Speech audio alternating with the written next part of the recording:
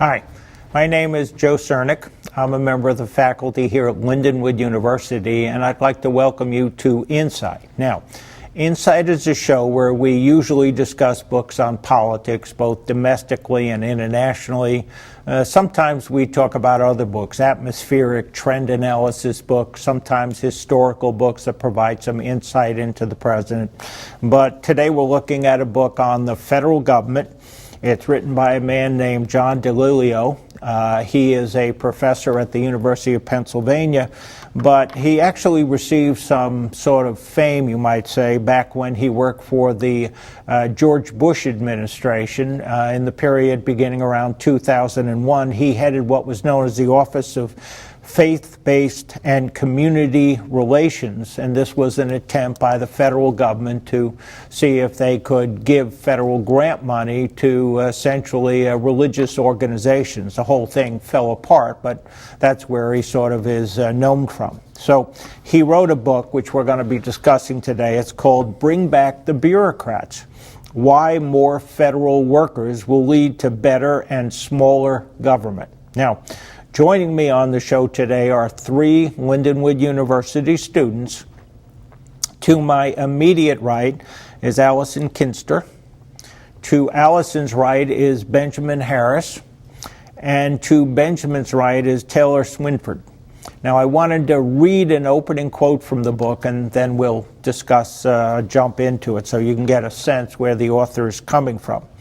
The author writes, "As I see it, American government is neither perfect nor pretty.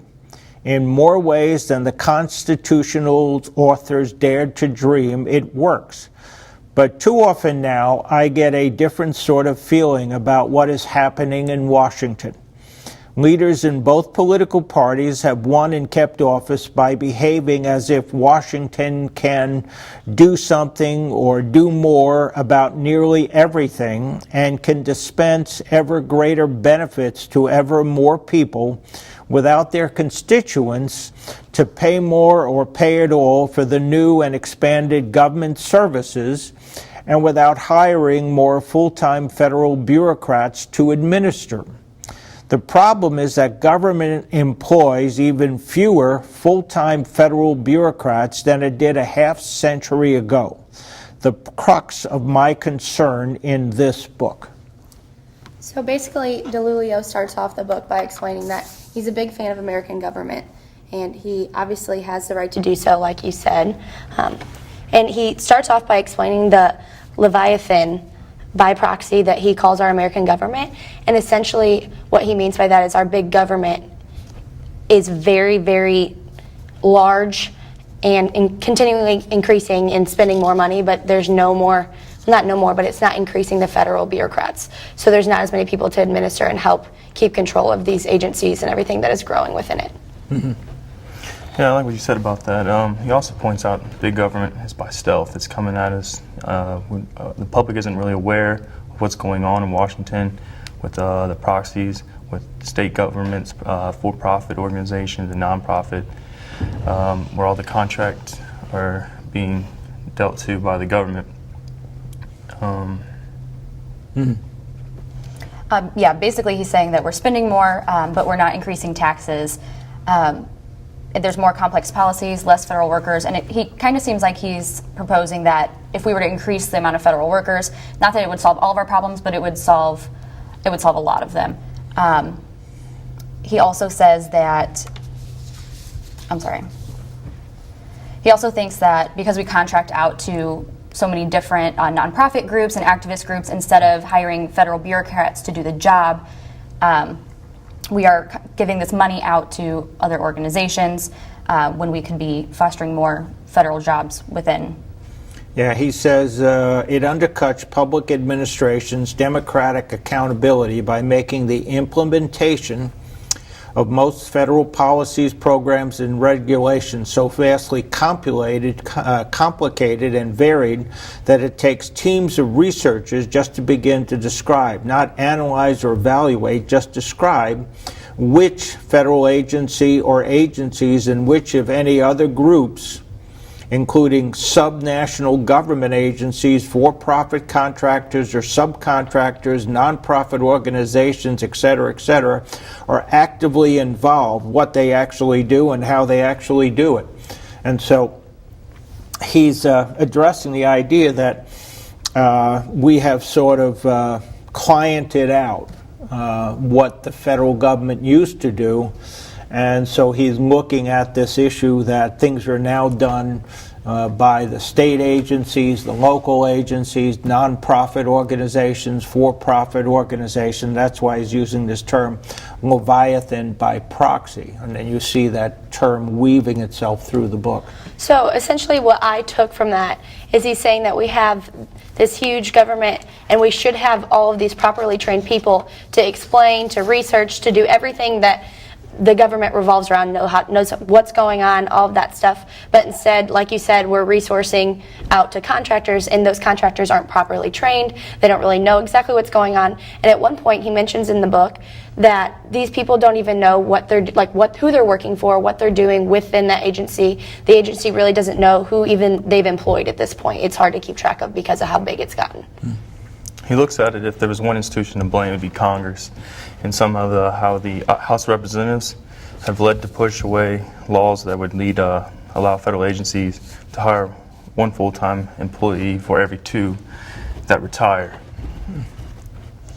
He basically is saying that because of us contracting out, it's undermining public administrations, their democratic duty, basically.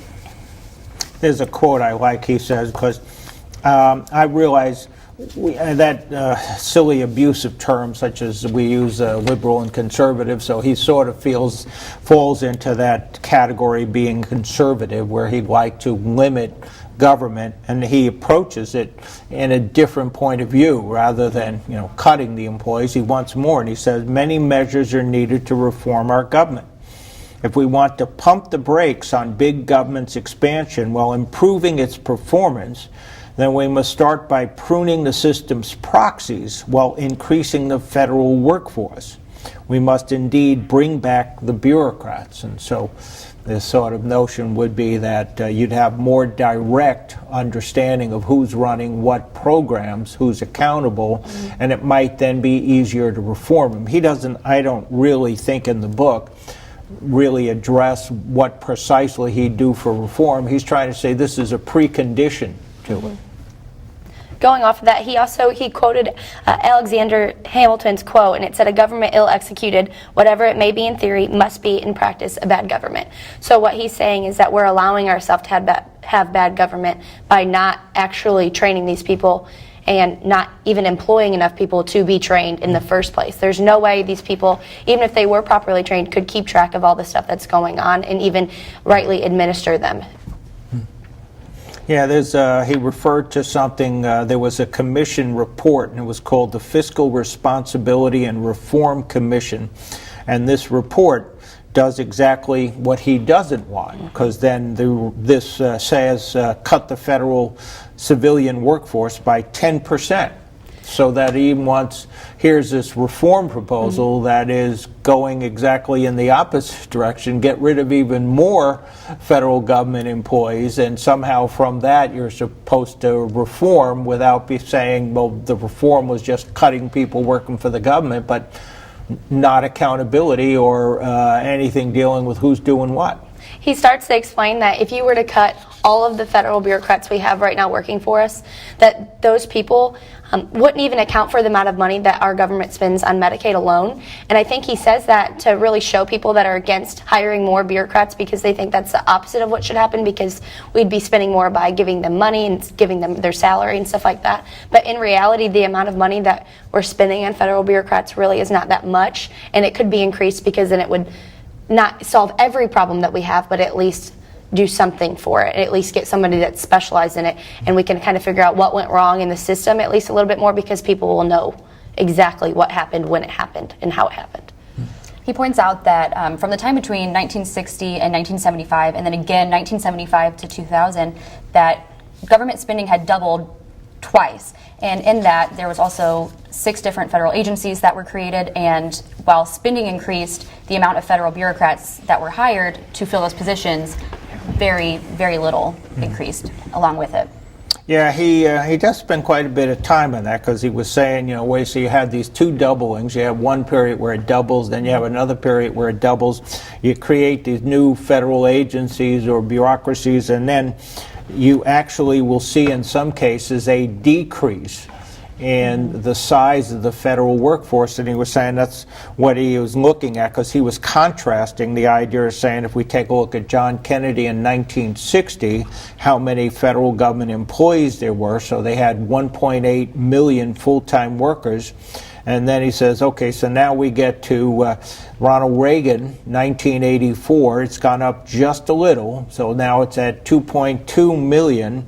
But then we get to George Bush in 2000, and it goes down to slightly under 2 million. So you're almost back to where you were when John Kennedy was president in 1960. And so this is what he's looking at as sort of a major complaint, again, a precondition to actual reform.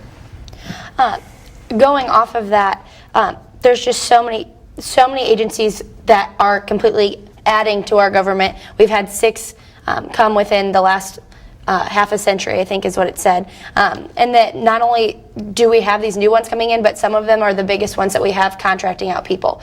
So we need those bigger agencies that are coming in to actually stop contracting out their work and hiring more people that specialize within them. Because if they're giving out this much money, like for example, the Department of Health and Human Services, if they're giving out this much money towards contractors, imagine what they could do if they hired full-time federal bureaucrats that were trained and knew what they were doing inside of that. We wouldn't have as many issues happening behind the scenes. Yeah, I thought his example for the Department of Health and Human Services was a really good one. He states that they have over 300 federal programs. They're the 3rd largest grant-making agency in the country, and yet they're also the 3rd largest federal contracting agency as well. Yeah. He also pointed out in 2011 there was 14.8 million full-time and 4.8 million part-time state and local government employees. Like you said, in 2011, Washington spent $275 billion on Medicaid, and the states spent $157. Medicaid is the number one budget consumed by the state. It consumes most of the budget of the state. The federal government paid at least half the state's administrative costs for Medicaid. Yeah. Here's another quote. The federal government spends more than $500 billion a year on contracts with for-profit firms. So they're making money as opposed to the non-profit ones. And when he makes this, I guess what I would have liked to have seen just a critique, because he was going, okay, so I'm trying to figure out what precisely is wrong. So he's saying, I guess they're not well trained in some of the for-profits, the non-profits, the state agencies, the local agencies. So he sort of makes an assumption that there's problems there. But then and I guess it's more because of the accountability, since it's difficult to figure out who's got what in charge of what, that you can't always sit down and sort of say, now I know clearly where the accountability is, so now I know what we can do about it. And I guess that's his main emphasis, is you don't know who to sort of hold accountable for something.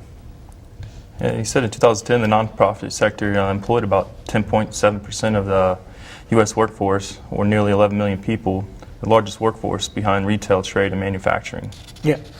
Yeah, and so, you know, you're looking at, you contracted out federal government services, and this is not something that just began recently, but he's trying to point out we see this through many decades. It's sort of a development that's been going on. Not only has the contrasting increased, but so has the spending. And a lot of the spending, I feel like, it is at least going to these contractors that they're hiring. And he actually mentioned that in recent years, the federal government has averaged about almost 25% of the GDP. And I feel like that's a huge chunk. And then the combined state and local government is about 16%. So when you think about that, that's a large number. If you break it down, I mean, it doesn't seem like a lot, but I feel like when we're spending that much money just on government spending, like on basic things, I just feel like it's... He was, I guess this sort of indicates what he means when he talks about lack of accountability or maybe lines of authority, because he's saying, okay, if I take a look at the year 2012, The federal government entered in 350,000 contracts and grants with 56,000 nonprofit organizations. So you have so much diversity there that you're trying to figure out how can you solve a problem such as we're going to try to streamline and try to address who's in charge before we even try and solve a problem, because that gives you an indication that it's difficult to figure out who's in charge.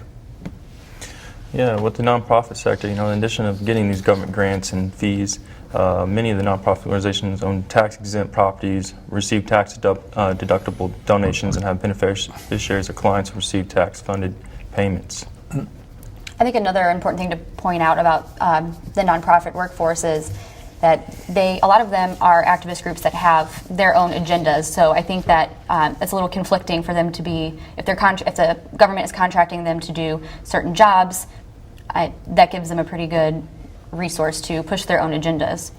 It was interesting. He briefly, because it's a short book, it doesn't take you that long to read it, but he was saying that in Europe, by law, in a number of countries, outsourcing is restricted, so that you're not allowed to outsource to nonprofits, for-profits, private contractors, lower levels of government, so that what you're doing is these programs have to be administered by the national government, various agencies. And so he says he particularly pointed to German law, which says that you have to have direct supervision from specific people or specific organizations at the national government level. But he says that if you take a look at France and the United Kingdom, you're having similar situations. So the outsourcing that we have here is not done there. I feel like that's a huge thing, because if you had someone always looking, I feel like looking over your shoulder in a way, maybe we would think a little bit harder about everything we're doing, because we not only have someone watching us, but we have someone kind of maybe giving a second opinion, like, do we think we should do that? Is that a good idea or not? And basically, going off of our outsourcing, he says that not only is our government spending higher, but its debt to GDP ratio, we're way higher than the European countries as well. Mm-hmm. There's another quote here just to give you an idea. Americans do indeed hate big government, but they also love federal government goods, services, and benefits, such as a large national defense establishment and total health care coverage for grandparents in private nursing homes, to name a few examples. And so the contradictions that emerge.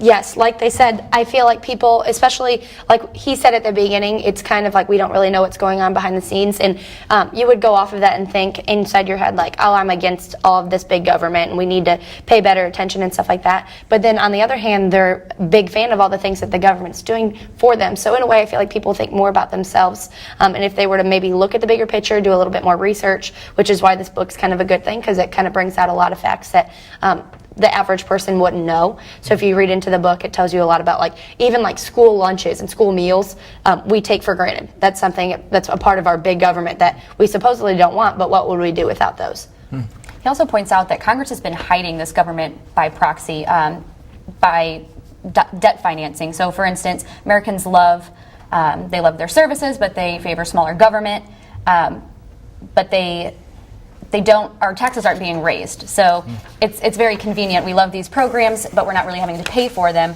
But that's also adding to our national debt as well. Yeah, and what he's doing is, I think he's trying to make the case that you can't control the growth of government, which would mean the creation of new government programs, the creation of new government federal grant programs, that you can't do anything about that if you don't have more centrally controlled within the federal government rather than contracted out, because through the contracting out process it's more difficult to follow what exactly is going on. And I know that from spending a long time studying government and talking with government officials, that sometimes it's difficult for me to sort of follow the lineage of how you get from up here to down here. And he's trying to say we need that more streamlined, that you have a central organization that's involved. Which is odd, I think, only from the point of view because he's sort of giving more power to a central government, and yet we think of him as something of a conservative, maybe. I think going off of that, I think it's kind of nice, though, that we see both of those perspectives, I guess, from him, because I feel like then people who's reading the book, if they, I wouldn't say like lean right or left, conservative or liberal, like those are general terms. I feel like it maybe allows other people to adapt instead of forming their own, like, oh, well, he's one type of person and I don't agree with him. But if you actually read into his thoughts, he doesn't necessarily, I want to say, lean anywhere in his book. He like might mention where he leans, but he'll go and explain the opposing thought about it, which I think is very nice. And going off the debt financing, that was one of them, and then the other one was proxy administration, and like kind of the whole book's purpose is we don't see these because we're kind of branching out and hiding them in other places. I think the one person we need to look at is ourselves, we the people, They demand ever greater public benefits for ourselves by casually handing off the big bill, the big government, to our prosperity while pretending not to touch a Leviathan hand. His quote again, most voters agree that budget deficits and the public debt are a major problem, and many like it when their leaders bash big government. But as all the surveys suggest, most voters are not thereby supporting real cuts in government programs. Rare is the leader who will actually be able to cut anything. And so as a result, he actually came up with a whole list here of where he wanted to see increases and where personnel were. And so I was thinking like the Department of Agriculture, he wanted to see increases there, and health care and Social Security. And so he actually wanted to see personnel working for these agencies increase. And so this is what he was pointing out. So he came up with sort of a list. I think he does that because I wouldn't say they're the most important to just him, but they're the most important to, I feel like, the success of our government in general and satisfying the people. And I think that those are very important agencies that we need to look into because there might be more underlying problems in those bigger ones as well. And just like he said, just adding a couple more federal bureaucrats and personnel, like you'd say, would make a larger difference than people, I think, realize overall. He argues overall that this government's not going to stop growing. It's not going to start shrinking in size like we want it to if we continue to keep outsourcing to other groups. It's interesting, and then sort of to challenge the notion that conservatives, if they want to use that terminology, that they're conservative, he's saying, well, let's take a look at lobbying organizations, and that if we are taking a look at pro-GOP, so pro-Republican business interests, that business lobbyists are outnumbering liberal organization lobbyists and Democratic or labor union lobbyists, and the ratio is somewhere around 16-1. So these lobbyists are not lobbying to reduce government, but to actually increase it, despite sort of the silliness of believing, oh yeah, conservative organizations want to cut government. And so he's saying, no, that's not quite true. We can see that from just how we're breaking down these ratios of different lobbying organizations. Yeah, he says literally in his thing saying, don't blame just one side or the other. He explains how, right now we have the example of well, not right now, but when the book was written, we have the example of President Obama, and a lot of people were blaming the liberal side and President Obama for everything that was happening. But if you actually look back, in like 6 years prior, it was like the 6-year time frame from 2001 to 2007, during the Republicans' growth, there was a bunch of Medicare exploded, defense on education spending increase. There was a lot of big changes during both Republican and Democratic reign, I would say. He points out from 1998 to 2012, the U.S. Chamber of Commerce spent nearly $1 billion lobbying federal policymakers, while the next biggest spenders were the pro-GOP business interests. And also I thought it was interesting that he was going through the notion that some of the biggest growth in government spending occurs when the House and the Senate were under the control of the Republican Party. And so he's pointing to this as being sort of, again, how he might, that fudges this nonsense of how we simplistically, from cable news, like to make believe we can easily tell liberal from conservative, that it's a lot more complex than that. So, so you end up seeing this, and so this Leviathan by proxy, as he says it, is expensive and expansive. It is unduly influenced by special interests that function as federal proxies, and it is now increasingly prone to costly and colossal administrative failures. And so this is sort of what he's ending up proposing. And so, I noticed he talked about the Aid to Families with Dependent Children program, which was the welfare program, and so changes were made there, but the changes that were made simply shifted sort of the functioning of this program when you went through welfare reform to the state and local level. I agree. I feel like he, in a way, was kind of redundant. I feel like he basically would say one thing and then kind of reword it in a different way and use a different example, and I feel like he just did it to get his point across, if that makes sense. I don't know exactly how else, I feel like I would have gotten the point if he didn't do that, though. I liked that he used the different examples, like how you said, it basically just changed to a different, I wouldn't say a different agency by any means, but in a way, the agency itself changed to make it look like there was a change actually occurring, when in reality it was a very similar thing, just named different, stuff like that. We only have a few minutes left. What do you think of this book, and do you recommend people listening should watch it? I definitely think people should watch it, especially if I'm a public administration major or anything like that. I feel like it touched on a lot of important topics that I feel like just the basic person should know in general. It brings up a lot of points about how our government isn't necessarily hiding things, but it's kind of pushing them to the back to where we wouldn't know about it unless you read into things like this. Yeah, I would recommend this book to someone to read because it just opens your eyes about the government, what's going on. I mean, you don't always see what's going on behind, he says, the stealth of our government's coming in and expanding even more, and we should hire these federal workers to, alleviate the problem of all this deficit of money going out the door. But yeah, this is a great book to read. It was a pretty short book. I feel like it was a little long-winded only for the fact that he repeats the same kind of concept over and over. More federal workers is going to equal a smaller government.